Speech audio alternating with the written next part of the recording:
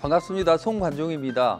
대지를 적시는 봄비가 자주 내리고 있습니다. 상충객에게는 불편한 비지만 농사를 준비하는 농부에게는 단비가 될 수가 있겠죠.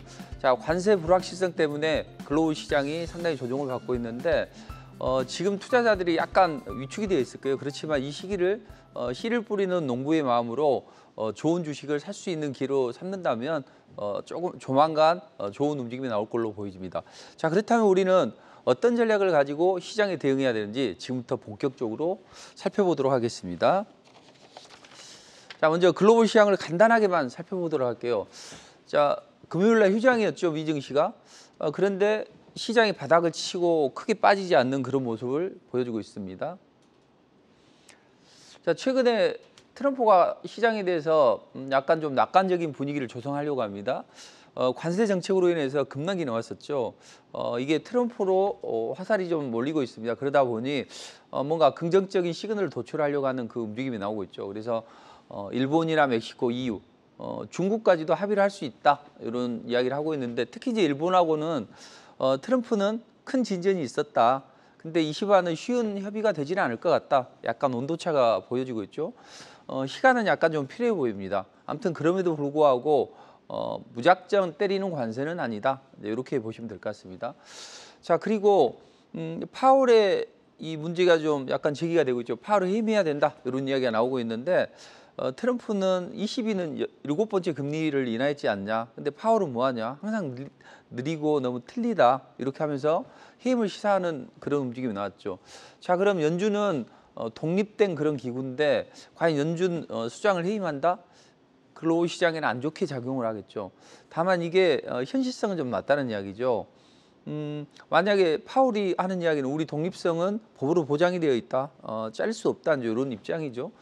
자, 그렇다면 트럼프는 파월을 자르기 위해서 강행을 한다면 소송이 진행이 되겠죠. 근데 임기 끝나기 전까지는 소송이 마무리가 안 될 테니까 실익이 없다. 그래서 시장의 충격은 제한적이다. 이렇게 이제 보시면 될 것 같습니다.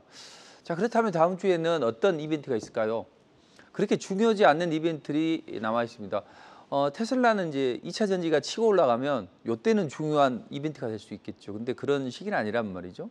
그리고 주택 지표야 뭐 최근에 안 좋아졌고, 그리고 연준의 베이지북, 요건 이제 경기에 대해서 지켜보겠다, 이런 입장이겠죠. 관세 충격은 충분히 나올 수 있고, 이에 대해서 인플레이션은 아직까지 통제가 안 되고 있자. 그렇지만 금리는 내리지 않겠다, 뭐 이런 입장이겠죠.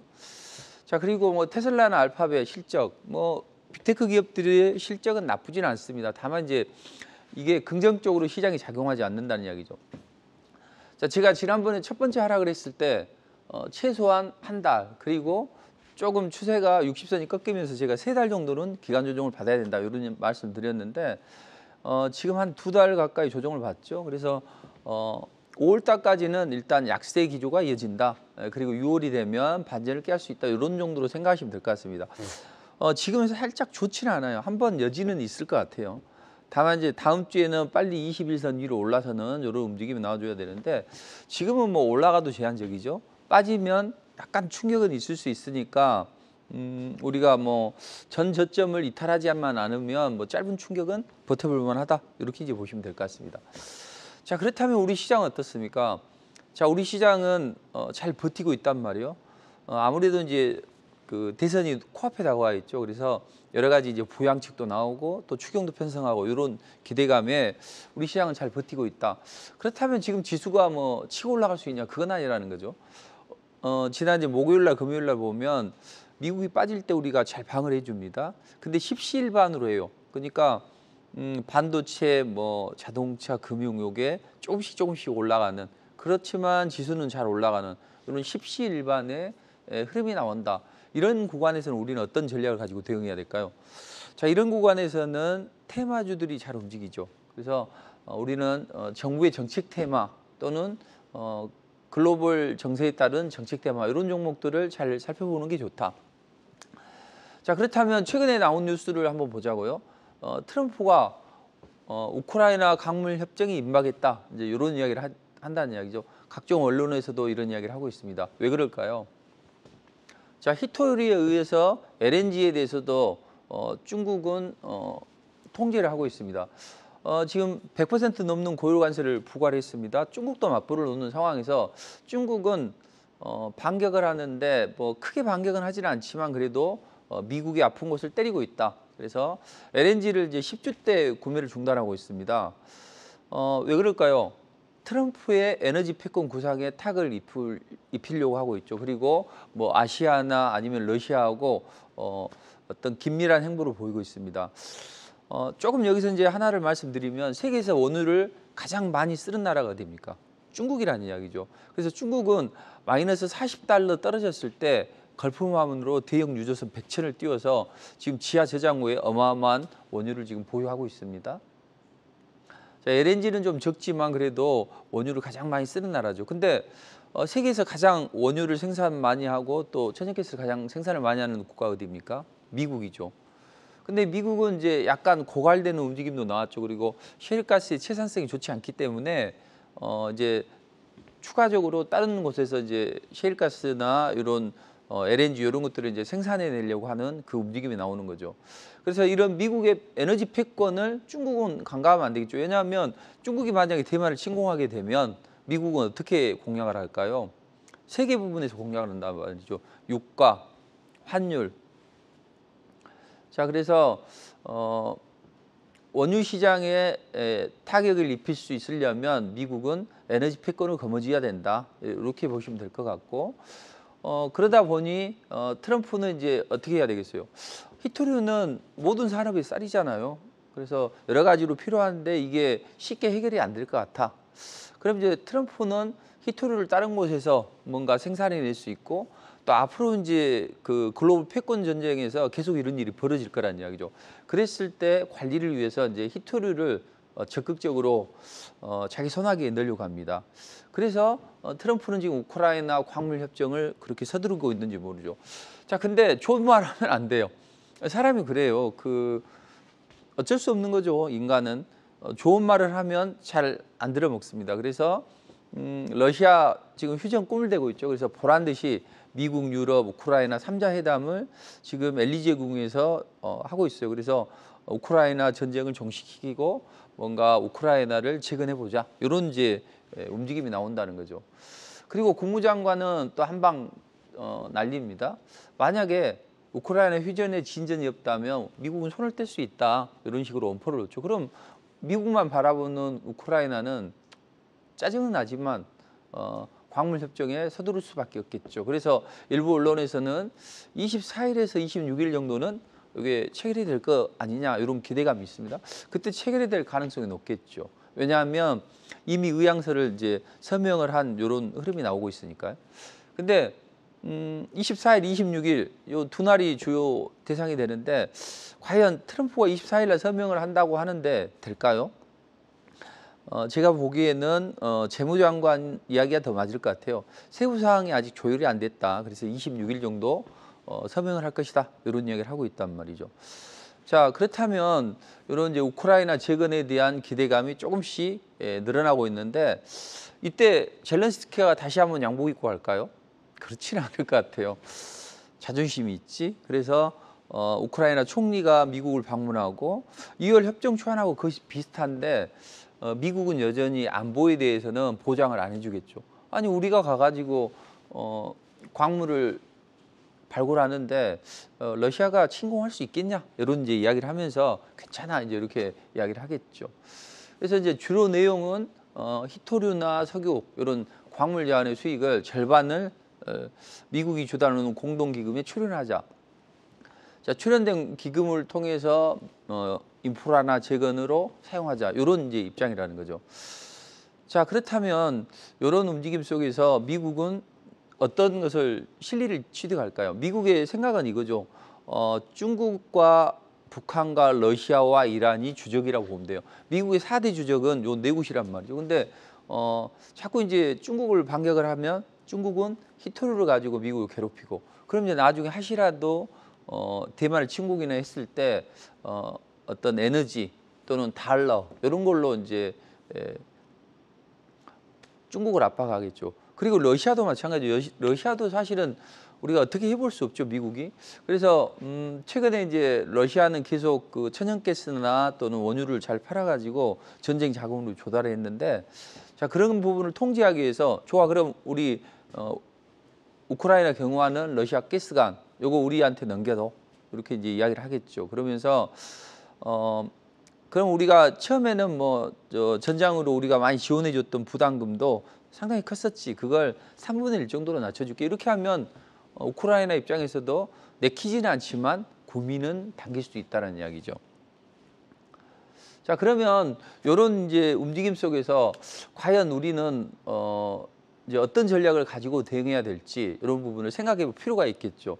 우리 이종희 캐스터님, 이런 상황에서는 우리는 어떤 전략을 가지고 대응해야 될까요?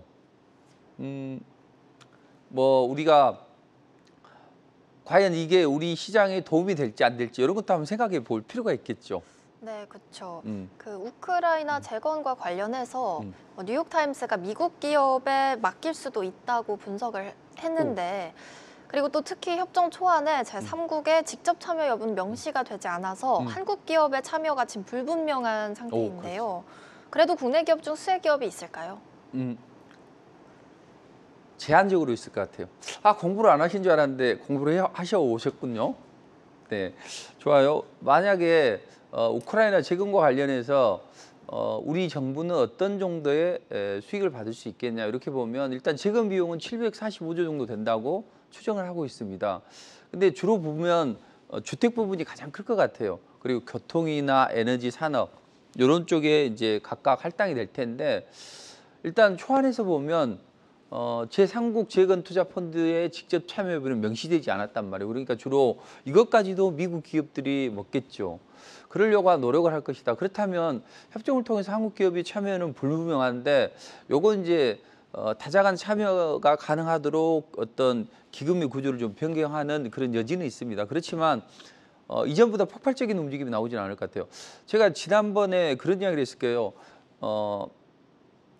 저는 로제다. 그래서 로봇주 우크라이나 재건주가 가장 강하게 치고 올라갈 것이다. 그랬는데 이제 그런 종목들이 잘 치고 올라왔단 말이에요. 근데 이번에 제가 바이오 또 정치 테마, 우크라이나 재건 이렇게 해서 대세가 누가 될 수 있냐 그러니까 이종훈 캐스터가 될 수 있겠다. 제가 우스갯소리로 그랬는데 근데 우크라이나 재건주가 생각보다는 좀 아주 강하지는 않지만 앞으로 좋아지는 움직임이 나올 수 있다. 이렇게 이제 보시면 될 것 같고 그렇다면 우리는 우크라이나 재건주 중에서 어떤 종목들을 봐야 되느냐? 일단 불이 붙으려면 시간이 좀 필요합니다. 다만 이제 지금 상황에서는 주로 모듈러 주택 관련주들이 잘 치고 올라갈 것 같아요. 그리고 농업이나 또는 이제 글로벌 점유가 높은 그런 건설 기계들 이게 이제 잘 치고 올라가는 움직임이 나오겠죠. 그리고 이제 실질적으로 수혜를 받는 기업들이 있을 거예요. 수주 실적이 있는 기업들. 이런 기업들은 어디냐면 전진건설 로봇이나 이런 기업들이죠. 튀르키예 지진에서 500억 정도 매출을 달성했었죠. 그리고 대동이나 TYN 같은 경우는 이제 농업 부분에서 많이 지원을 해줬잖아요. 그래서 우크라이나 곡창지대고 우리 농업기계를 많이 실질적으로 해줘서 나중에 농업 지역에 재건이 된다 그러면 이런 기업들이 올라가겠죠. 그리고 모듈러 주택 관련주들 뭐 SY나 SY 스틸텍 이런 종목들이 이제 치고 올라가고 또 히름이나 이런 그 건설 감리 업체들 이런 기업들도 상승이 나오겠죠. 그래서 아까 잘 질문을 주셨는데 전체적으로 치고 올라가는 것은 좀 시차를 두면서 올라갈 것이고 이런 기업들이 선제적으로 한번 움직임이 나올 수 있다. 이렇게 이제 보시면 될 것 같습니다. 자 그렇다면 아까 중국의 반격, LNG 통제하고 또 히토류 수출 안 한다. 이것 때문에 트럼프가 지금 빡치고 있는데 자 그렇다면 트럼프는 우크라이나 광물 협정을 좀 더 많이 체결을 빨리 하려고 하는 것이고 또 하나는 알래스카 LNG를 적극적으로 개발을 하려고 하는 그런 움직임이 나오겠죠. 그래서 미국의 구상은 이겁니다. 어차피 그 우방국이 전쟁이 난다 하더라도 미국이 달려가서 전쟁을 할 수는 없겠죠. 미국은 만약에 미군이 사망을 하거나 이런 사건이 벌어지게 되면 국민들이 난리하겠죠. 그럼 표 안 찍어주겠죠. 그래서 이제 미 행정부는 항상 어떻게 하면 통제를 할 것이냐 이런 구상인데 에너지를 가지고 러시아나 중국을 통제하려고 하는 그런 움직임이 나오고 있다. 그럼 이제 최근에 이야기되는 게 알래스카 LNG 프로젝트를 개발해 보자. 근데 자기들은 참석 안 해요. 그리고 한국이나 일본이 수도 달러 참여할 것 같다. 이렇게 이제 의회에서 연설을 했단 말이에요. 자, 우리에게는 달 같지 않는 초대장을 날리고 있는데 과연 우리 정부는 여기에 투자를 할까요? 하지 않을까요? 여기에 대해서 우리가 좀 분석을 해볼 필요는 있다. 근데 이제 가장 이야기가 되는 게 뭐예요? 한국의 관세는 이제 부과를 하긴 하는데 부과한다. 이렇게 하면서 만약에 관세 약간 완화를 해줄 수 있는 그런 것은 LNG 프로젝트에 참여를 하자. 이제 이렇게 이야기를 하고 있다는 이야기죠. 그래서 LNG 프로젝트 추진에 대해서 강한 이제 드라이브를 걸고 있는데, 자, LNG 알래스카 LNG 경제성이 있을까요? 전혀 없다고 볼 수는 없겠죠. 일단은 없다는 게 기본입니다. 좀 제한적이다. 왜냐하면 여기 이제 수십 년이 걸리게 되겠고 또 여기 이제 그 야생보호 동물 구역이 있단 말이에요. 그래서 혹시라도 소송에 휘말리게 되면 기업의 이미지는 좋지 않게 되겠죠. 그리고 이제 2차 전지나 반도체 이런 데 투자를 보더라도 과거에 우리가 투자를 했어. 근데 정권이 바뀌어. 우리는 어떻게 해? 이런 상황이 벌어질 수 있겠죠. 근데 요즘의 분위기는 어때요? 띄우는 분위기잖아요. 그래서 1300km 가스관을 통해서 내려오고 우리까지 오는 거리는 9일 안팎이다. 그렇다면 요 파나마 운하를 통해서 오는 것은 최소 3주 이상 걸리게 되는데 경제성이 있지 않냐. 이제 이렇게 이야기를 하는 거죠. 그리고 여기 규모를 보면 상당히 좀 큽니다. 그래서 62조 투자를 해서 연간 2천만 톤을 생산한다. 그렇다면 그래도 해볼 만한 게임이지 않냐. 이런 이제 분위기가 형성이 되고 있죠.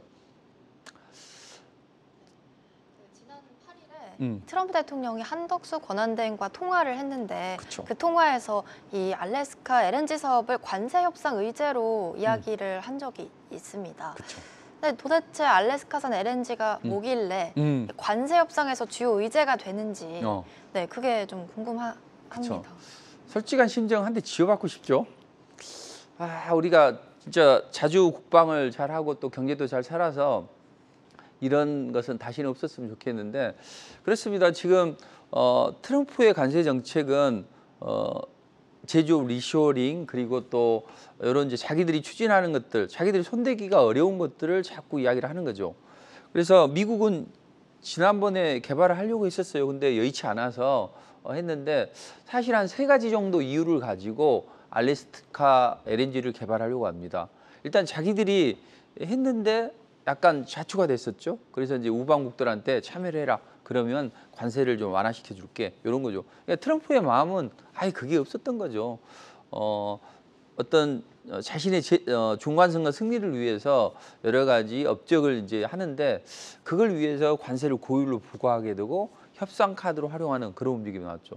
아무튼 그럼에도 불구하고 알래스카 LNG는 일단은 3가지 정도 이유 때문이다. 일단 돈을 벌고 알래스카도 살리자. 연간 생산할 수 있는 추정량이 2천만 톤 정도 됩니다. 단가를 계산해 보면 MMBTU는 한 10달러 정도 수준. 그렇다면 이걸 연간 매출로 잡아보면 한 100억 달러 정도 된단 말이에요. 그리고 이런 생산 단가를 고려하면 몇 년부터는 수익이 나올 수 있느냐. 13년부터는 수익이 나올 수 있다. 그러니까 처음에 좀 투자를 해서 13년이 지나면 수집 맞는 장사가 될 수 있다는 거죠. 자, 트럼프는 이제 이런 생각을 했을 테고 뭐 이게 전혀 허황된 건 아니겠죠. 그리고 또 하나는 이제 알래스카를 살리자. 지금 알래스카 원유 생산량이 급감하고 있습니다. 재정난이 심각하겠죠. 그리고 기존의 쿡 인렛 가스전도 고갈이 된단 말이에요. 새로운 가스 개발이 필요해요. 근데 우리가 저 척박한 땅에서 가스를 생산해내려면 힘드니 고율 관세 부과해서 한국이나 일본 기술 좋잖아. 우리 좀 도와다오 이런 입장이죠. 자, 또 하나는 북극권 패권 전략의 핵심이다. 알래스카가 그렇게 보시면 돼요. 자, 알래스카 크기가 생각보다는 큽니다. 미국 48주의 한 4분의 1 정도 크기죠. 우리 대한민국이 한 17배 정도 되니까. 그래서 트럼프는 뭐 그린란드 합병하려고 하고 있고 캐나다도 51번째 주로 편입하겠다 이제 이런 이야기를 하죠. 자, 그런데 이런 이제 영토 야욕이 있는 트럼프 입장에서 보면 이 북극권 패권을 질 수 있는 이 알래스카는 여전히 좋은 움직임이다. 그리고 이쪽에 이제 냉전 시대 이후에 대규모 군사 시설이 여기 위치해 있단 말이에요. 그리고 중국이나 러시아의 초음속 미사일들 이런 것들을 요격할 수 있는 그런 중요한 요충지란 말이에요. 자, 그렇기 때문에 트럼프는 이쪽에 지금 집중을 하는 그런 입장이고 또 이제 미국의 해양 지배력 회복 요걸 위해서 여러 가지 노력을 합니다. 과거에 2차 대전 때 미국 이제 일본한테 승리를 할 때 보면 이 태평양 요 해양 패권이 상당히 중요하게 작용을 했었죠. 그래서 미국은 그런 맛을 알기 때문에 이 해양 지배력을 공고히 하기 위해서 여러 가지 이제 노력을 하는데 그 중에 하나가 중요성이 커지고 있는 북극권이죠. 왜냐하면 지구 온난화 때문에 북극이 빙하가 녹고 있습니다. 그래서 그쪽으로 상선도 많이 다니게 되고 전략 요충지가 될 수가 있겠죠. 그래서 LNG 매개해서 북극권을 좀 개발해 보자. 이제 이런 입장이죠. 자, 그렇다면 이쪽은 상당히 중요한 자원이 많이 매장이 되어 있고 이제 아까 말씀드렸잖아요.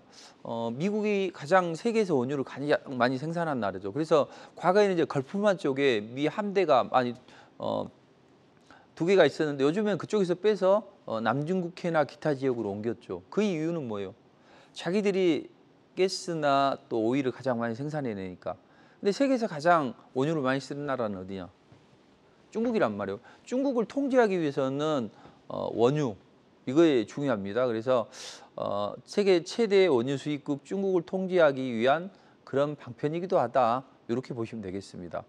또 하나는 이제 우방국들한테 자꾸 이제 관세를 많이 부과하게 되면 전열이 흐트러질 거 아니에요. 그래서 한국이나 일본이나 대만이나 이런 아시아 국가들이 러시아산 LNG를 사는 것을 견제하기 위한 그런 방법도 있죠. 그리고 셰일가스를 유럽으로 수출하려고 하는 이런 여러 가지 것들이 있다. 이렇게 보시면 됩니다. 그래서 아까 질문을 잘 주셨는데 일단 트럼프의 관세 정책, 이게 이제 우리 시장에는 좋지도 않고 안 좋을 수도 있고 좋을 수도 있다. 근데 결국 우리는 좋은 쪽으로 해석을 해야 되겠죠. 그래서 관련주들의 흐름을 보면 기존에 이제 잘 올라가는 원탑이 뭐냐면 동양철강이죠. 그리고 또 거기에서 이제 LNG를 개발하게 되면 탄소가 많이 배출될 거 아니에요. 그래서 이산화탄소 포집 기술을 가지고 있는 에어레인이나 이런 종목들이 치고 올라갔죠. 근데 핵심은 뭐예요? 저거보다는 가스관을 하는데 이 강간이 중요할 거 아니에요. 그래서 순환매 흐름을 타고 하이스틸이나 대동스틸이나 화성밸브 이런 종목들이 잘 치고 올라갈 수 있는 그런 흐름이죠.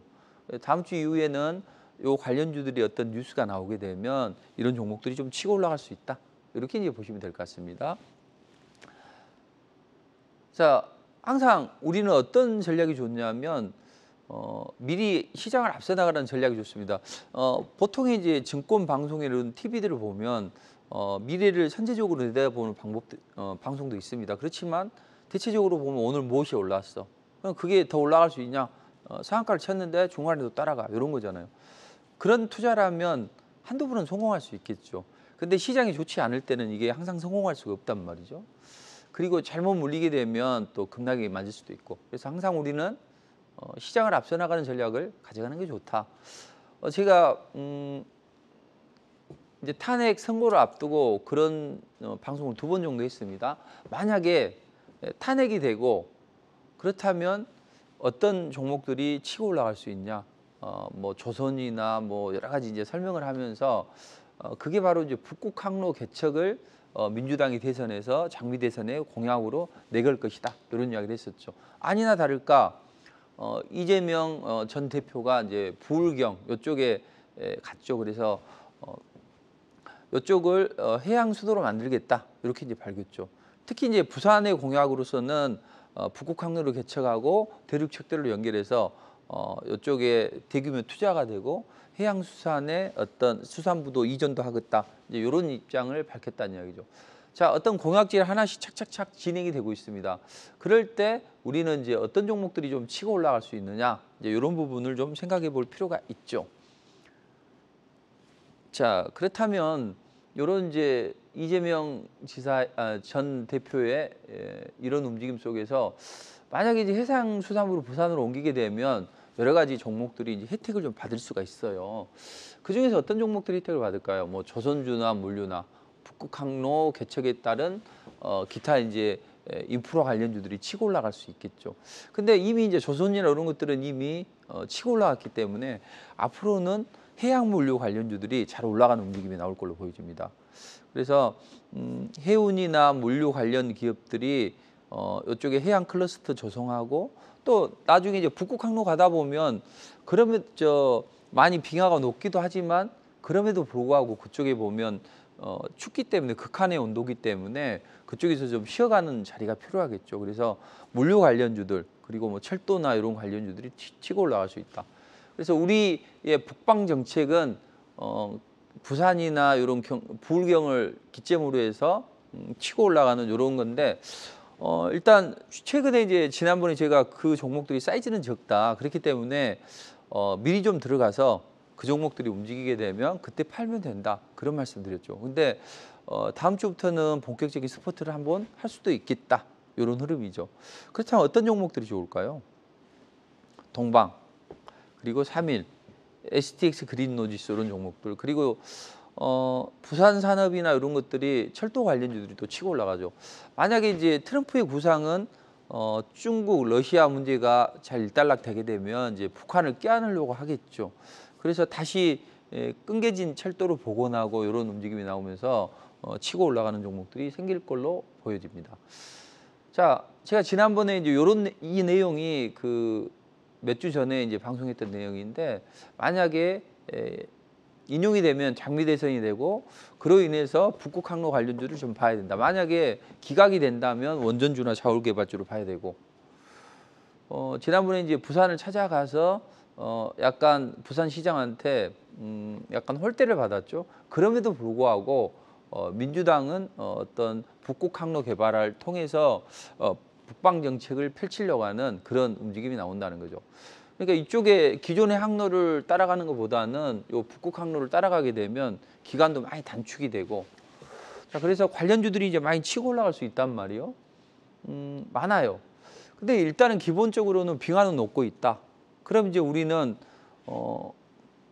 북극 항로는 좀 더 발전할 수 있고 많은 상선들이 요 북극 항로를 통해서 올라갈 수도 있다.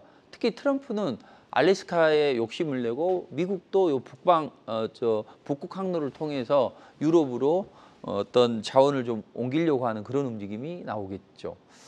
자, 근데 여기는 뭐예요? 국제법상 공해란 말이에요. 근데 누가 대빵을 하고 있습니까? 러시아가 쉐빙선 몇 척을 가지고 우리가 앞에 쉐빙선으로 깰 테니까 따라와 해가지고 대신 돈 좀 받아 요거잖아요. 이런 움직임이 계속 나오겠죠. 그래서 앞으로 기존의 이런 쉐빙선이나 이런 이제 조선 관련주들이 좀 치고 올라가는 움직임이 나오겠죠. 특히 이제 이쪽은 소말리아나 예멘 이런 데 국가들의 해적들이 없단 말이에요. 누가 해적들이 추워 죽겠는데 해적질 하겠습니까? 못하지. 그래서 이쪽은 조선업 쪽에서는 상당히 유망하다. 이렇게 이제 보시면 될 것 같고 또 전략 욕충지로서 아주 중요한 그런 흐름이 나오죠. 그래서 우리는 이쪽 기업들의 움직임을 좀 잘 봐야 되고 일단 조선주는 이제 이미 많이 올라갔단 말이에요. 이제 추가적으로 상승이 가능합니다. 지난주에도 설명을 드렸는데, 그러니까 조선주는 이제 좀 눈여겨 보시면 좋을 것 같아요. 그리고 물류 관련주들도 좀 잘 지켜보자. 그다음 여기 이제 스타링크나 이런 것들이 들어가면서 이 위성이나 또는 이제 통신 이런 업체들도 어떤 중요한 역할을 해줄 수 있다 이렇게 보면 되는데 근데 과연 우리 이종훈 캐스터님 과연 이 북극항로가 개발을 하면 약간 좀 상충되는 부분도 있는데 그런 점은 뭐 의문이 안 생겨요? 네, 그렇죠. 지금 당장은 지금 보면 쇠빙선 이야기가 나왔는데 지금 당장은 쇠빙선이 필요하지만 앞으로 또 지구 온난화로 빙하가 더 많이 녹으면 쇠빙선이 아예 필요가 없어질 수도 있는데요. 아, 그렇죠. 네, 그렇죠. 그래도 조선주가 이 북극항로의 수혜주가 될 수 있을까요? 그렇죠. 조선주들은 어떤 기회 요인이기도 하고 어떻게 보면 또 위기의 요인이기도 하겠죠. 왜냐하면 지금은 이제 빙하가 덜 녹고 있단 말이에요. 그렇기 때문에 쉐빙선이 필요하겠죠. 다만 여기 지구 온난화가 이제 많이 진행이 되면서 하면 분명히 굳이 쇼핑선을 쓸 필요가 있겠냐 이런 생각이 들죠. 그럼에도 불구하고 조선주들은 더 좋아질 수 있죠. 왜냐하면 빙하가 다 많이 녹는다면 그만큼 이 기간이 단축이 될 거란 이야기죠. 기존보다도. 근데 굳이 먼 이 길을 따라서 가는 것보다는 북극 항로를 따라서 가는 게 좋겠죠. 근데 이제 시장이 긍정적으로 해석을 하더라고요. 요즘 조선주들이 보면 사실 조선주들은 그 실적이 잘 안 나는 쪽이에요. 왜냐하면 그 배는 많이 팔아요. 다만 이제 LNG선 같은 경우에는 그 화물창, 화물을 싣는 창 이제 화물창이라고 하잖아요. 요게 이제 멤브레인 타입으로 되어 있단 말이에요. 근데 이 멤브레인 타입은 프랑스 GTT한테 성가의 5%를 납품해요. 그러니까 제주는 곰이 넘고 돈은 왕서방이 챙긴다. 제가 이런 이야기를 했었죠. 그래서 원래 조선주들은 어떤 수익성이 좀 제한되어 있죠. 다만 이제 시장은 긍정적으로 항상 생각을 하는 거죠. 조선주가 트럼프의 부름을 받고 또 좋아질 수 있겠네. 이런 기대감 때문에 올라가죠. 그러니까 나중에 쇼핑선이 필요하게 되고 북극 항로가 적극적으로 개발이 되게 되면 그때는 이제 그런 모멘텀으로 움직이고 또 시간이 지나서 많이 빙하가 녹게 되면 또 이건 상선이 많이 다니고 해서 조선업이 배를 많이 만들어야 된다. 이런 쪽으로 하면서 움직임이 더 좋게 나올 걸로 보여집니다. 그래서 우리는 이쪽의 흐름을 그때그때 상황에 맞게 그러니까 호재가 악재가 있다 하더라도 그때 그 관련주들이 올라갈 수 있느냐 그렇지 못하느냐를 판별한다면 될 것 같습니다. 자, 빠르게 좀 해보도록 하죠. 자, 6월 대선을 앞두고 이 토큰증권 발행이 본격화가 되고 있습니다. 자, 이재명 전 대표가 토큰증권을 중심으로 하는 디지털 금융 활성화가 필요하다. 이런 입장을 밝히고 있습니다.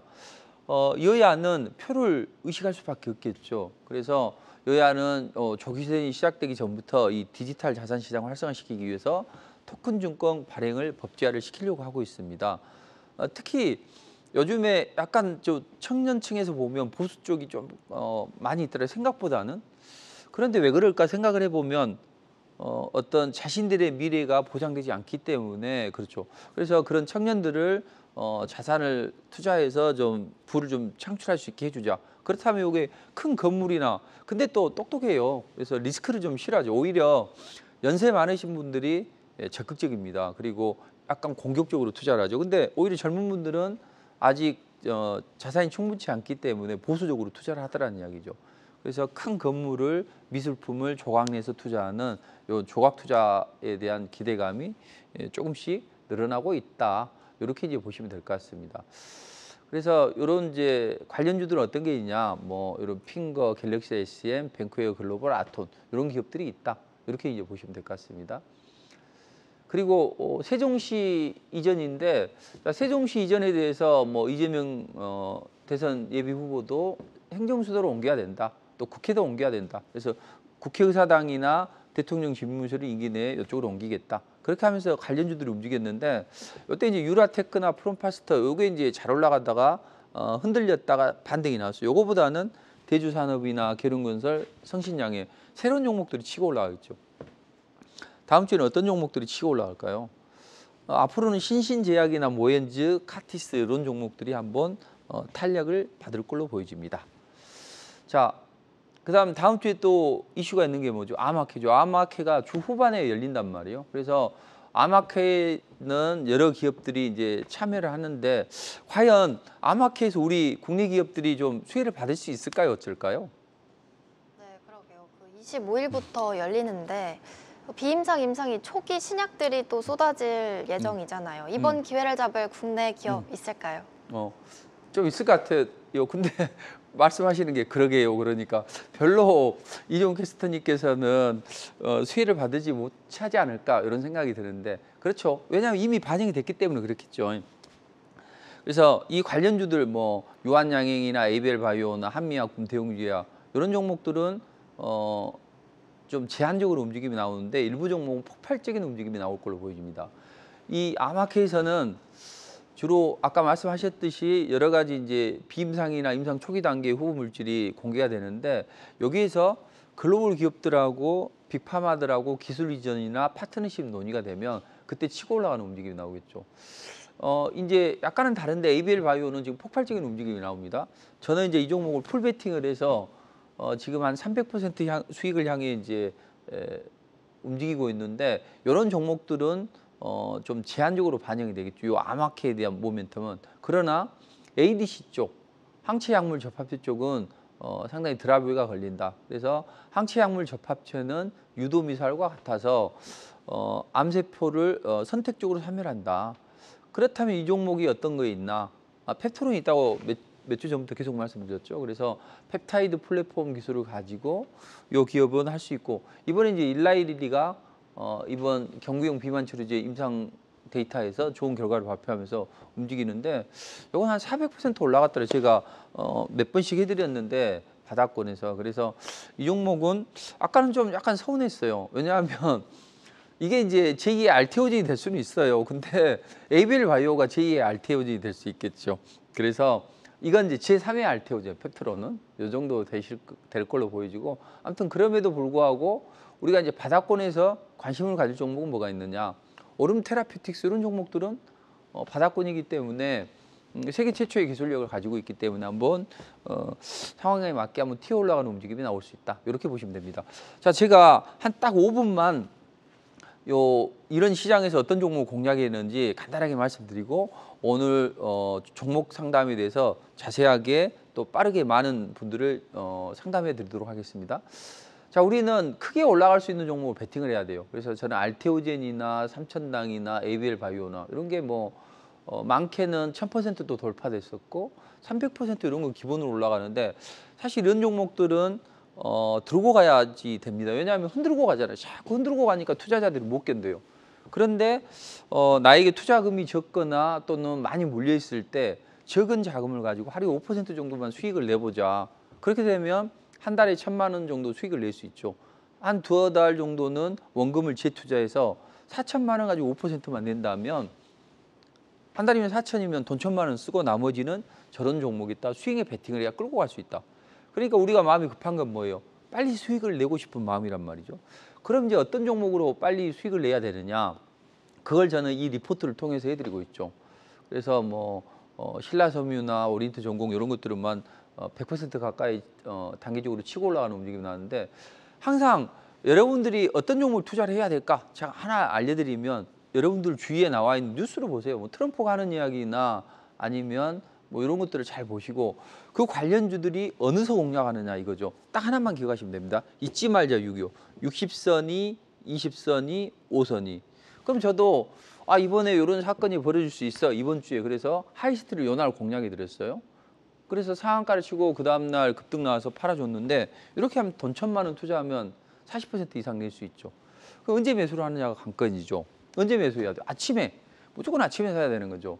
아침에 9시 3분, 6분, 7분 이렇게 눌림목에서 사면 상한가를 때려주죠. 근데 요날 사면 리스크가 있죠.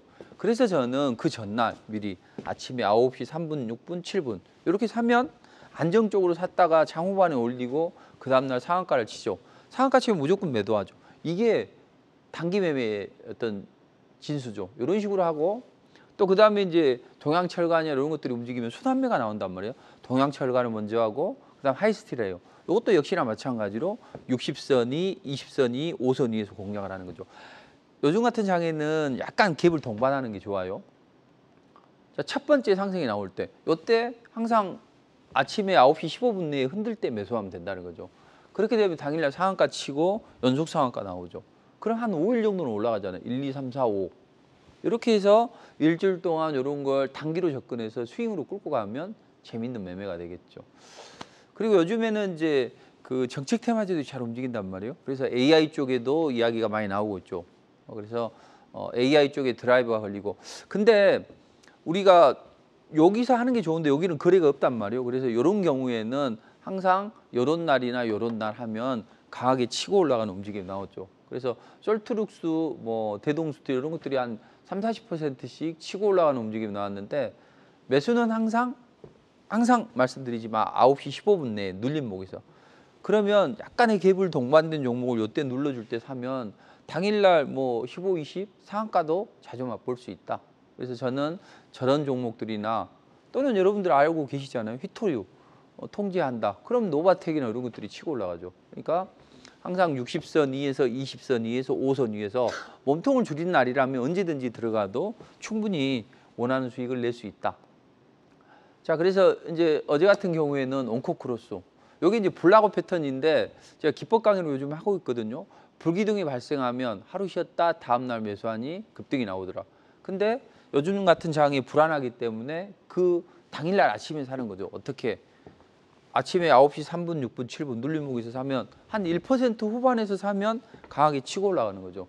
이런 식으로 하니까 또 창투주들이 움직이면 DSC 인베스트먼트 여기 한 130% 치고 올라갔는데 이런 식으로 한다면 좋은 전략을 얻어갈 수 있고 그렇죠. 그래서 이런 부분에 대해서는 제가 무료 공개 방송을 11시부터 3시까지 토요일 날 일요일 날 진행하니까 이때 꼭 참석하셔가지고 좋은 전략 얻어가시기 바랍니다.